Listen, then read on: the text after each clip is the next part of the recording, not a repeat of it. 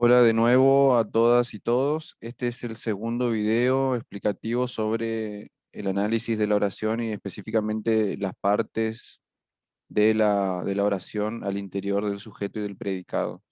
En el video anterior vimos cuáles eran las partes del sujeto y en este video vamos a ver cuáles son las partes del predicado. Este es el material que nosotros les compartimos en el grupo de WhatsApp y van a ver que tenemos en primer lugar, los modificadores del sustantivo, que era lo que vimos ayer como modificadores del sujeto, del núcleo del sujeto. Y ahora vamos a revisar cuáles son los modificadores del núcleo verbal, que sería en este caso el núcleo del predicado. Entonces, ustedes tienen ahí las explicaciones y los ejemplos. Yo voy a aportar algunos ejemplos y explicaciones más. Entonces, si tenemos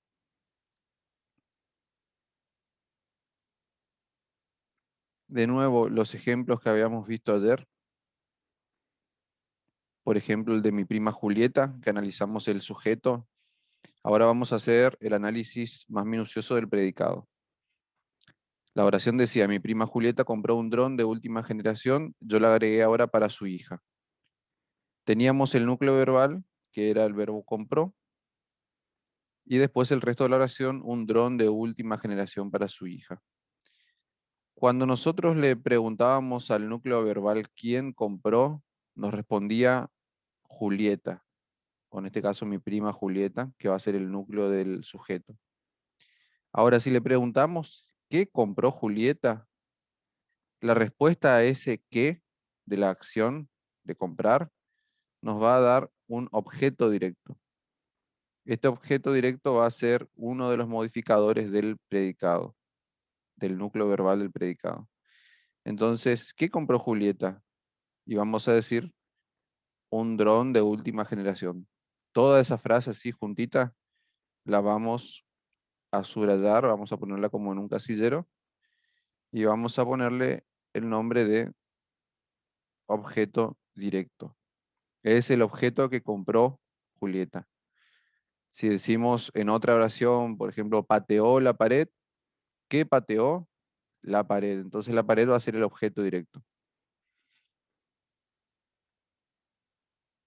Acá tenemos el esquema de las partes del predicado y tenemos entonces el núcleo verbal y ahí en la fotocopia que yo les mandé ustedes tienen el objeto directo, el objeto indirecto, ahora les voy a explicar en qué consiste, complementos circunstanciales, que son varios, y después el complemento agente que no lo vamos a ver ahora porque es una parte específica de un tipo de oraciones que llamamos oraciones en voz pasiva.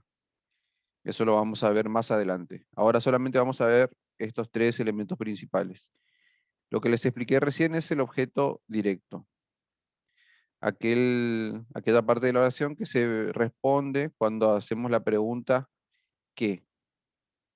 Al verbo.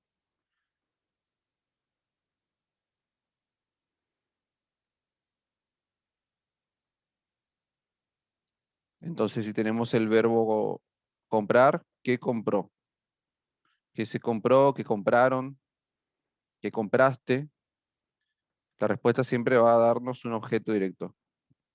Lo que esté en ese lugar va a estar cumpliendo la función de objeto directo, la frase que esté o la palabrita que esté. Vamos a ver en la siguiente oración. Los amantes de las películas de acción verán sus cintas preferidas en Netflix. Teníamos ya el sujeto analizado, ahora tenemos el núcleo verbal, verán, y le preguntamos, ¿qué verán? La respuesta va a ser sus cintas preferidas. Entonces, sus cintas preferidas, vamos a marcarlo como objeto directo.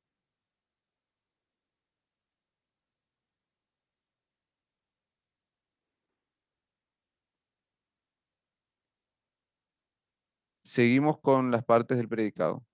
Ahora vamos a ver el objeto indirecto. Acá en el esquemita dice el objeto indirecto posee régimen preposicional. Esto significa siempre va a estar encabezado encabezada la frasecita, la construcción, por una preposición. Esa preposición puede ser a o puede ser para. Recuerden, las preposiciones eran varias, unas 20 preposiciones, a, ante, bajo, con, contra, de, desde, etcétera. Acá solamente vamos a utilizar a o para tratar de reconocer el objeto indirecto. Vayamos a los ejemplos. Dice, mi prima Julieta compró un dron de última generación para su hija. En este caso tenemos el encabezador para, que lo vamos a tener en cuenta para marcar el objeto indirecto. Y lo vamos a señalar entonces como OI. El objeto indirecto siempre responde a la pregunta que le hacemos al verbo sobre para quién o a quién le compró eso. Entonces, compró eso para, no sé si hablamos de preparó. Fulana preparó eso para Mengano. Puede ser preparó unas milanesas para su hijo o su hija. Preparó el bolso para su mamá. El para o el a del objeto indirecto siempre va a estar destinado a una persona. Bueno, no siempre, pero casi siempre. Veamos la oración siguiente, que dice, los amantes de las películas de acción verán sus cintas preferidas en Netflix. Acá tenemos una preposición, pero esta preposición no es del régimen del objeto indirecto, entonces no la vamos a considerar. El objeto indirecto siempre tiene que tener a o para. Pensemos en otro ejemplo.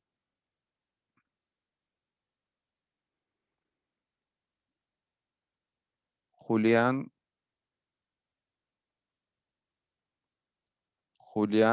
le trajo mangos a Florinda. Vamos a marcar el núcleo del sujeto, el núcleo verbal. Primero, recuerden, siempre marcábamos el núcleo verbal.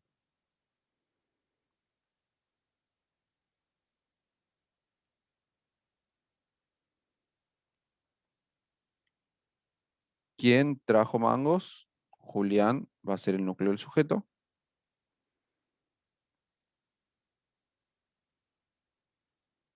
Toda esta frase le trajo mangos a Florinda va a ser predicado y el sujeto solamente va a ser Julián.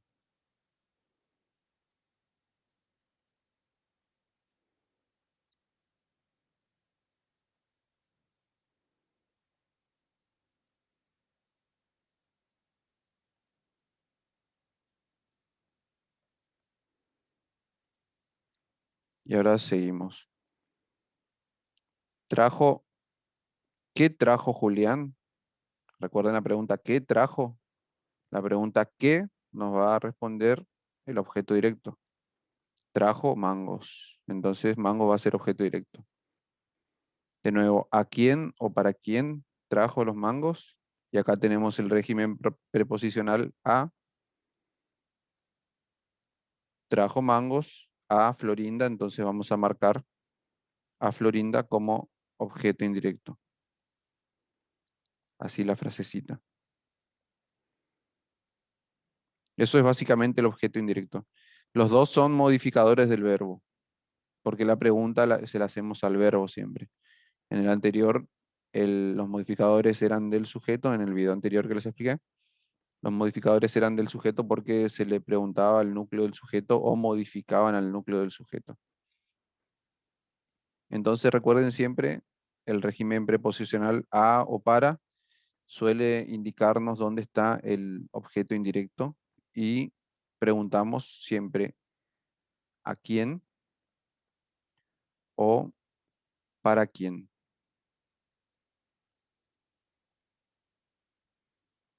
Tengan en cuenta que es a quién o para quién, no es para qué, porque para qué nos va a dar otro tipo de construcción.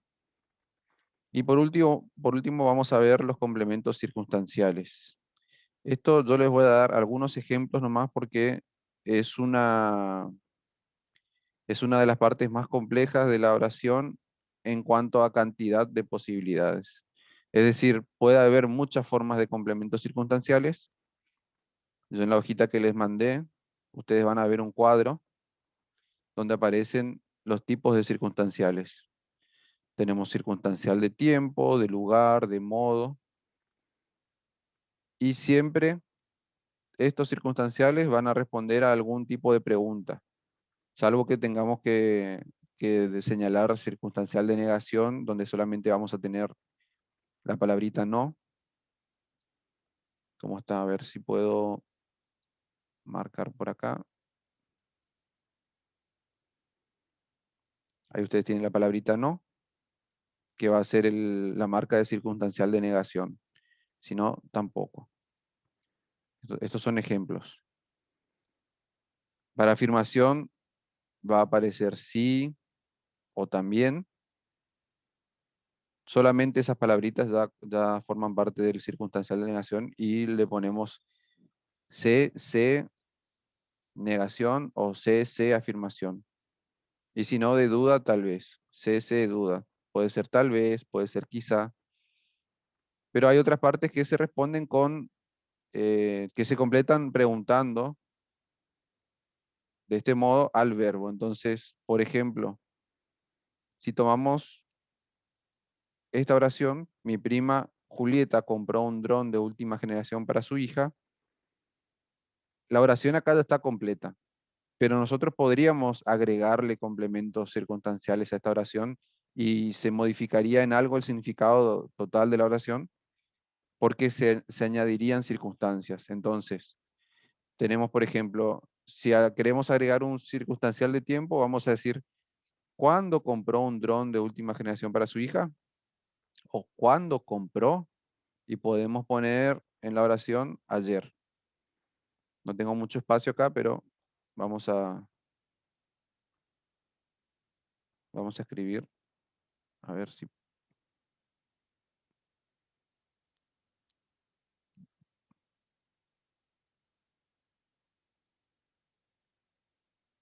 Bueno, voy a hacer una bandejita aparte.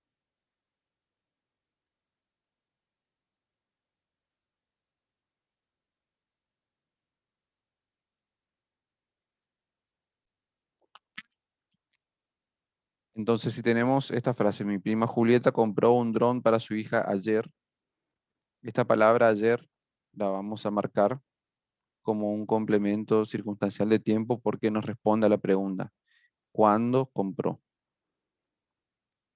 Que le hacemos, la pregunta que le hacemos al verbo, ¿cuándo se compró, se pateó, se preparó?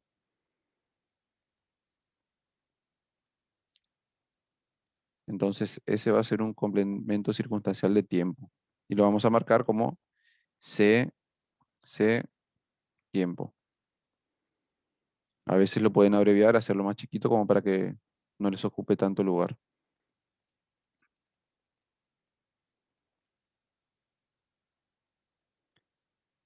Veamos otro ejemplo.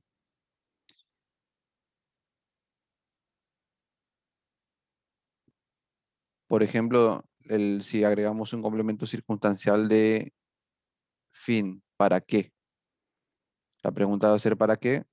Y podemos agregar, por ejemplo, ayer, coma, cuando tenemos circunstanciales encimados, agregamos siempre una coma. Para que grabe una película.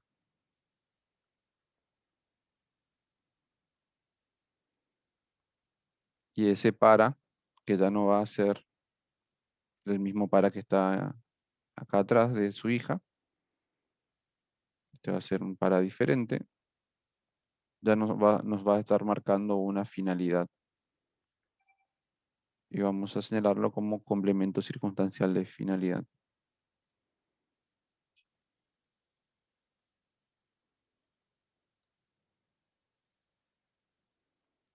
Y lo abreviamos así.